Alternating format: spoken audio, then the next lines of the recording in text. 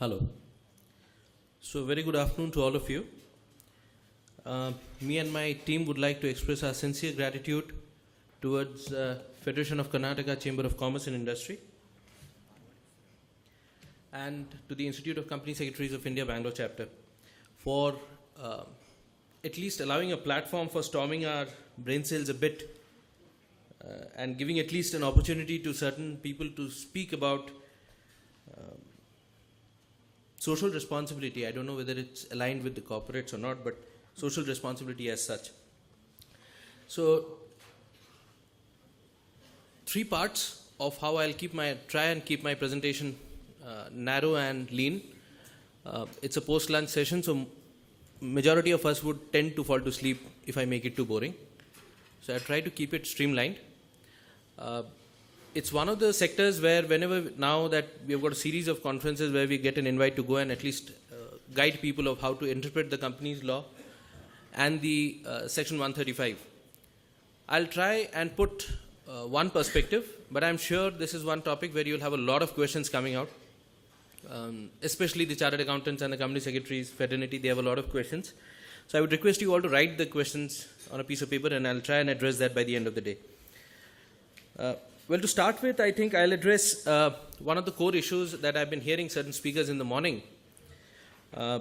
We have been completely business focused from morning and we have been talking about regulatory mechanisms, operational facilitations for things that enable financial profits. I think we concentrate too much on the numbers. I think that was once I was having a word with Mr. Ravi and he told me that it's the numbers that the fraternity or the financial advisory firms would like to see. My question is a bit far from there. These numbers are coming from where? And how are you impacting that place where these numbers are coming from? So when people are talking of creditors as stakeholders, shareholders as stakeholders, I think Advocate Raghavan was speaking about the public as such who hold a share in your company. We are going to talk, we have a perspective on the consumer. Means, what has the consumer gotten for you? And if the consumer dissociates with you, and we'll validate it with certain figures from the Indian context, I really don't have a global context to talk about except a specific charter of international corporate volunteerism. And I think without which, because no other country has put in this law as a mandate, it's still not mandatory. So I would say, a lot of people who are assuming that CSR is mandatory, no, it is not mandatory. So I want to clear that air first. I'll go and explain how it is. The nature of the implementation of the Companies Act, Section 135, is comply or explain. It is not mandatory. So you see, when you submit a proposition that you'll invest 2% or X amount of money, and you put a line of projects that you're going to invest that money in, that's the first step. By the end of the financial year, if you do not spend that much of money, if you underspend, overspending obviously is a beautiful thing for the government, but if you underspend, it's not punishable. Please realize the penal provisions are not if you underspend or you do not spend any amount of money out of it. The penal provisions come into play only when you don't substantiate it with a reason good enough as to why this spending was not done. So if you think you're going to get up in the morning and say, I woke up bad and therefore we had a bad time throughout the year and therefore I did not invest well, the ROC and the IICA is going to monitor it and see whether the reason was validated enough or a good enough reason for you to not spend that money. But the provisions, the penal provisions, the financial provisions of punishment are all applicable when you actually don't report and substantiate your underspending or not spending by a validated or a good enough reason. So that is where I start. Now I'll come to it when I start with the presentation. So what I'm specifically going to speak about the presentation in three phases. It's going to be why CSR. I think a lot of us tend to ask a question, we're getting into the company's law without actually understanding what is corporate social responsibility. So I'll have 2-3 slides running on what is corporate social responsibility with respect to businesses in India. Then we'll come to the company's bill. We'll try to focus 10 minutes on company's bill, its provisions step by step, and how to get organized and deliver as per the company's bill. This is very important, and I think we are ready to address the questions as was been informed by the FKCCI earlier to us. See, to start with, if you forget where the numbers are coming from, if too much of focus goes on the business, to focus on what? Businesses all over the world on a global perspective have only sustained when you are focused on who, not what. Because if you focus on who, then you are surely going to have a sustained what, those numbers in your sheets. If the consumer dissociates from a brand, then the numbers are going to change, because the shelf life of your product is going to increase and it's going to stay in shelf for a longer period of time. Your productivity is going to hit. Ultimately, the demand is going to go down. And even if you are auditing or a chartered accountant or a company secretary or a director on board, you're going to have tough time, because if the business doesn't sustain, you will not. Greater chances are. 52% of emerging markets, these are IFC figures, International Finance Corporation figures, 52% of emerging market decisions are taken based on the social viability and the social reputation of a brand.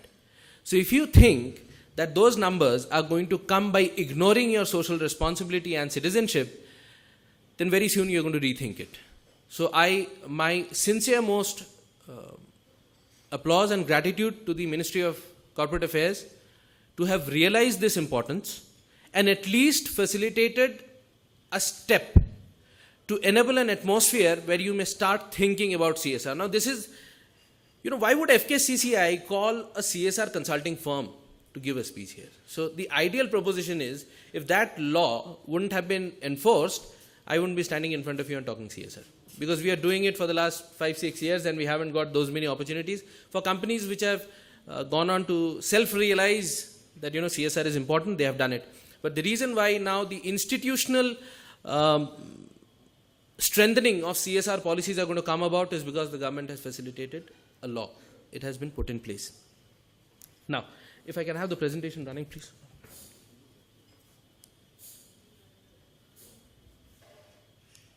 Yeah. So what is CSR? We'll go about it a bit. I'm sure I'm going to raise a lot of questions here, but that's the way I'll approach it. You can take. CSR is like, till now in India, corporate social responsibility is like salvation. It's like good karma. So everyone talks about it. Everyone. If you say, are you going to be socially responsible? He'll say yes. Today in the morning, I heard a speaker from a business school saying that we'll talk about social responsibility outside. Conscience matters outside, not inside. I think businesses to sustain, conscience has to be within the board rather than outside the board. So, I was agreeing to most of her point, but this is some place where I would like to contradict it. So what is CSR is like good karma. So, everyone talks about it. Very few people actually do it. And even fewer people do it well. That is how we define. So what is CSR? It is not charity. See, the point is we tend to believe that CSR is 2%, now that it has become 2%. One more thing I just wanted to tell you. This amount of 2% is going to be roughly calculated as 20,000 crores in one financial year. This fiscal, it is going to pump around 20,000 crore in the sector. Only to realize, and there is this huge rush and discussion about this 2%. One ministry of the government of India has a quarterly budget of 30,000 crore. One ministry has a quarterly budget of 30,000 crore, around that figure. Any predominant ministry like the Women and Child Development or some other ministry. So you're talking about a drop in the ocean. But what is the discussion about? The discussion is not about the volume of the money that is going to come in. The discussion is about state independent mechanisms to implement and enforce accountability of implementation of that money. So the value proposition of this 20,000 crore might be greater than 1 lakh crores being invested by the government. And that is expected because the private sector is expected to bring its expertise on board, make every person accountable for every penny spent, and set a new paradigm of how that money should be spent. So maybe the government institutions or other institutions who have been spending on grant mechanisms can take a leaf out of it. But that is only we, the private sector, can implement such strategies on the ground. So taking away from that, how do we understand CSR? CSR is not charity. CSR is not 2% after the profit is made. CSR is investment on how the profit is made. You know, a lot of us actually talk it within our paradigms of system and we say, wow, 2%, we'll have to give 2%, this money, now let's discuss. You don't realize that the moment you transform CSR money, rather than an investment of 2%, you treat it as an investment for your production incentive. You treat it 2% as a production enhancer within your business system. You will stop having this blockage in your mind that, you know, it's a burden on our head. Why do we need to do it? So CSR, first of all, is not charity. It is not giving. It's not a check writing mechanism anymore. CSR, I told you, CSR is how corporations, how do they go ahead about it? How do they make profits through their businesses? So if your industry is damaging the environment, is causing harm to the environment, giving the financial sustainability constraints, you will not be able to change technology overnight for a completely environmental sustainable mechanism. But then, if you can invest the money in mitigating the damages to a certain extent that you're making to the environment, it will contribute to your CSR as per Schedule 7 of, 135. It is one of the clauses there. So the government has basically identified 8 predominant and 2 auxiliary sectors in which you can actually invest this money. These 8 sectors that they have identified were already existing as a part of the NGV released by the Ministry of Corporate Affairs in June 2011, which was further enhanced by a reporting mechanism which we call it the Business Responsibility Reporting, put in by the Bombay Stock Exchange, mandated by the Ministry of Corporate Affairs again in 2011. So you see, the advisory was always there. It was not an act. Now it has become an act. So you have to do it. That's the question. Only if you want, but still the mandatory structure is out of control. So CSR is a good business for a good society today and tomorrow. CSR is a matter of individual and institutional ethics. So how much do you actually want to invest on your ethical platform? We have been talking about corporate governance from morning. I'm sure we'll be talking about it even now, and I think the last session is specifically allocated to it. When you talk about corporate governance, your ethics come into play. So, there is this old saying, so in governance structure, you have a mouth to speak out your opinion. This mouth is equidistant from your head and heart. So if you miss out the heart, you're going to talk only head. The proposition of putting the mouth in biologically equidistant place between heart and head was just to put that you apply both when you're deciding for a decision. So people will be talking heads, not that our team doesn't have head, but we also have head along with our hearts. So we'll try and put the heart point out of view and then relate it with the finance. So CSR is not a repair center. This is very important. It is not a repair center. It is not like, I've done this damage, so let me just give some blankets. A lot of organizations, we have about 100 organizations for whom we design CSR policies. And as Mr. Ravi announced it, the business has just grown after the law has come into place. So in a way, we are thankful to the law. But, we have seen where people have said that there's a real estate company and they've established a temple within the real estate, their building structure, and they've contributed it to CSR funding. It means you don't ridicule policies like this. So that has been taken away by this provision. They have set it very clear. These are the sectors in which you're going to invest. These are the projects in which you're going to invest. There is a continuous reporting. It is just like your financial quarterly reporting. So ideally, if you maintain a quarterly reporting structure of your CSR activities, you're going to be easy front out. Okay, so the earliest examples of CSR, I won't go through it in detail. The phrase corporate social responsibility, which posed the question to responsibility of the society, can business people be reasonably ancient? So these are some of the definitions you can go through. So see, what happens is, usually there are these 2 schools of thought. This is the last slide, I guess, for the explanation of CSR, and I'll get to companies bill after this. There are these inherently 2 schools of thought. So the dichotomy exists is the business school of thought. So what happens is, Uh, I was reading a Peter Drucker interview a few years before he expired. He gave it, and he said, the inherent purpose, and you must have heard it, of the business of the business is to run the business. And all of us must have heard it at some point of the time. And thanks to the B schools, it has been grained into our head. So the business of the business is to do business. And he said that to invest money in socially responsible mechanisms for the business is the distortion of the basic fundamentals of operating on a business platform. Correct? Now, he is considered to be one of the Ivy League business school professors. And there was this another school of thought, which is the social school of thought, again when the corporations came into play, and it said, like Henry Ford Jr. in one interview said that the inherent capacity of businesses to run in a constrained environment of finance and delivery targets give them the automatic advantage of delivering social imperatives with a higher precision and accuracy. So, your business, when you sit in a shareholder meeting, you realize that, you got a target to achieve, you got the numbers to achieve, you have set number of people, you have a production line, this is the way it will progress, and the market has to happen this way, and you will intrude the market and get the figures. Just imagine if you do it with a social objective. A bit of it was done with the MDGs, the Millennium Development Goals. So, for example, they said reducing poverty of the world by 50% by 2015. We are nowhere near, but at least there was a matrix. So you plan your projects accordingly. What the government has done by the Companies Bill is that they have ensured that companies who would now want to project their CSR spending will have to basically put this in accordance the way they approach their financial charts. So you'll have to put what are the projects. The reporting is very simple. They have suggested a format. There are various formats. There's GRI, there's the OECD, there's the ILO format, SAI format. There are various formats available. You type it in Google and you'll get it. The ideal format is the simple one.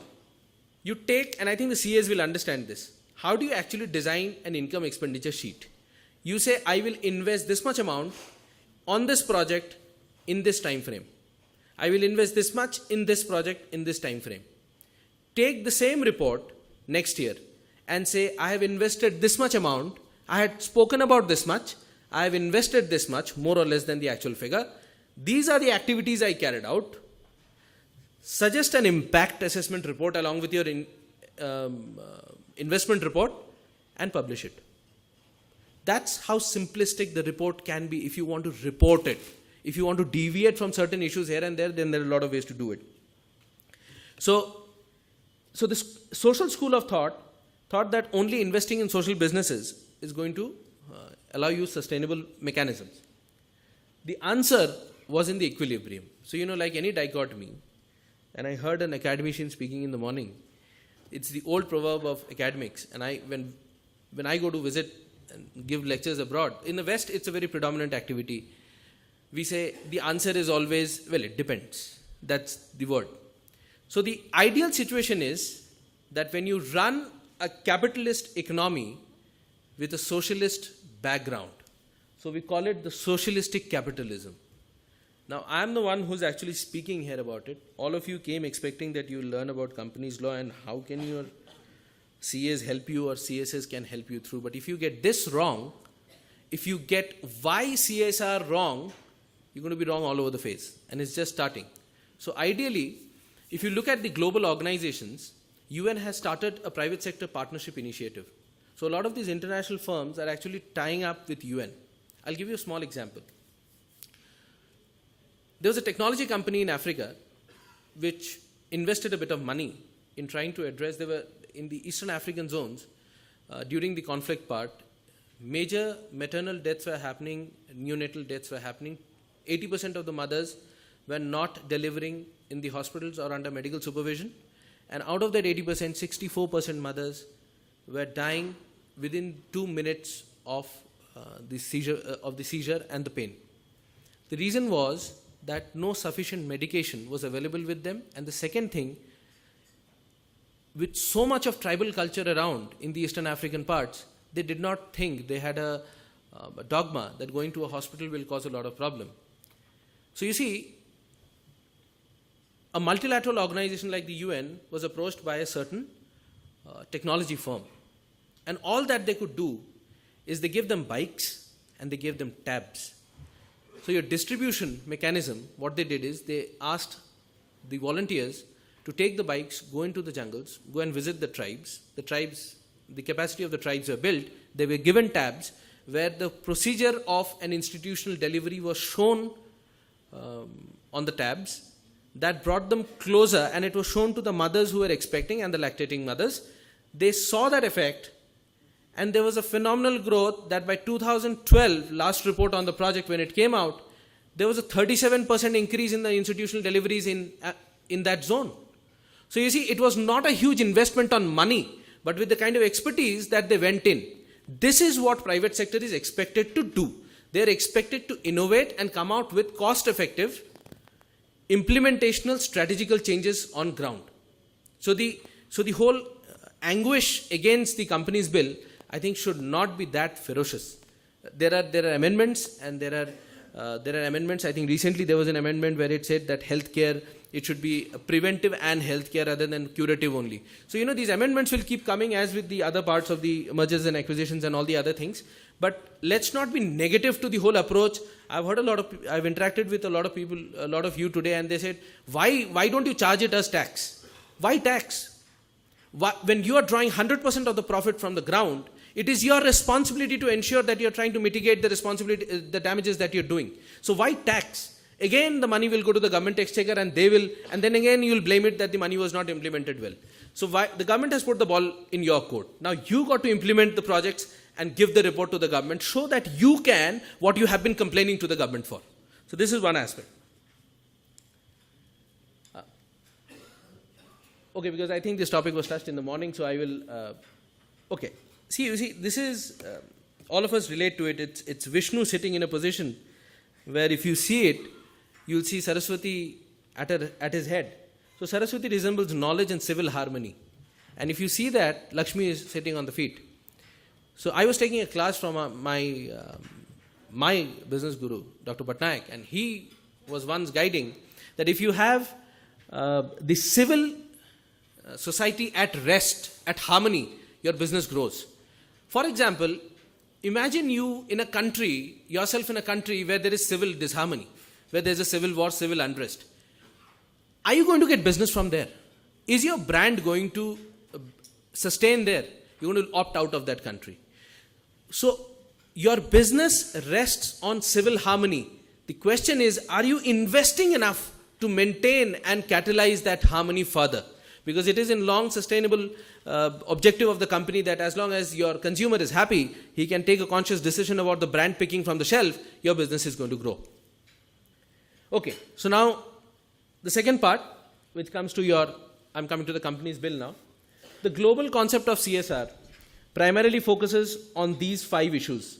It's a triple bottom line: strategic philanthropy, shared value, corporate sustainability, and business responsibility. Triple bottom line has been explained in the morning: social, environmental, financial. Strategic philanthropy, I am only going to invest money in a place where my shareholders are going to profit directly. So the board of directors, its relatives, their relatives, and their relatives have this objective. So I will invest, I will open a school, I will, somebody in my generation of family business inclined and showed an interest towards opening a hospital 3 generations back, so I will open it. That was strategic philanthropy. Shared value, again, I contribute 1 rupee, somebody contributes, the value proposition goes on for my brand, but the consumer in his social forum gets an enhanced value of social existence. That's what we call shared value. Corporate sustainability, I think the Professor for IIM spoke about it in the morning, that one of the key aspects would be to sustain your business. And that is what we talk about. So because the other narrative is that if I do not have the business, where that 2% is going to come from? So where that money is from CSR. So ideally, invest so that it gives you enhanced figure, and that 2% grows further and gets reinvested into the community as such. And next is the business responsibility, which I think I've bored you enough with that dialogue. Now these are some guidelines which you have, the OECD guidelines. The EU, the European Union, actually is one of the most smartest definitions and the smallest definitions of CSR in the world. which says the responsibility of the enterprise for their impacts on society. That's very clear, as I explained to you earlier. So you have to be responsible enough to direct the objective, the investment into a sector which you have caused a bit of damage, I would like to say, for raising the profit. So it's a part of your 100% profit and not 2% of investment. So that 2% is giving you 100% of profit. So please focus on that. Okay, so what has been the role of the private sector in the global perspective in CSR? Maintaining a balance between community, environment, and the value chain of the operations. This is where sustainability comes in. So, we haven't discussed about sustainability as such. We talk about environment. If you do not talk about sustainability when you're talking about corporate social responsibility, you will not talk of either in its fullest form. So you got to align sustainability. Sustainability means your operational value chain, your environmental value chain, your whole financial ecosystem. So, for example, we are designing a CSR policy and a sustainability policy for a life insurance company in India. It's a challenge. How do you convert a life insurance product manufacturing company, a life insurance company, and bring about sustainability in their value chain? And they want to align CSR along with it. So that challenge, I think a lot of expertise is available. I think IICA is also coming out with an institutional framework to bring out a lot of CSR professionals. I think a lot of brainstorming is already going on. It will go on. And innovative concepts like this will now surface on the CSR platform. Incorporating CSR activities in the core business strategies to ensure sustainability in their organizations. That's what. So you do not treat CSR as something once you have attained the profit. You treat CSR as a part of getting that profit. So it is profit before tax. So the financial term is profit before tax. It is 2%, although it has been spoken about as net profit, but that net profit under 198 subsection 1 states, the profit that you calculate before shall not include the taxation part. So that has to be taken care of. So it is profit before tax. There are some examples. Global leaders like Ford, Unilever, Bill and Melinda Gates Foundation, they have done exceedingly good work. Specifically, certain organizations in India predominantly has done exceptional work on finishing up with certain social malpractices. Engaging employees to increase the goodwill factor among the organization. I'm going to come back at it because I was talking about ICV, and I'm going to come back at it how that can be also brought in within this gambit. So a lot of question goes on when people say that we have been highly involved with volunteering with our organizational staff, and now that it is not a part of that investment, how do we manage it? So the idea is that there is a way out. There is a way to get the employees involved with this investment as well. So you got to take care of that fact. Okay, so 5 minutes, right? No. So this is role of the private sector. It has been more family-dominated businesses which has been carrying out this. So now this is where we land up. The company is built 2013. Now I'll read out and I'll try to explain within those 5 minutes. Let me see if I can.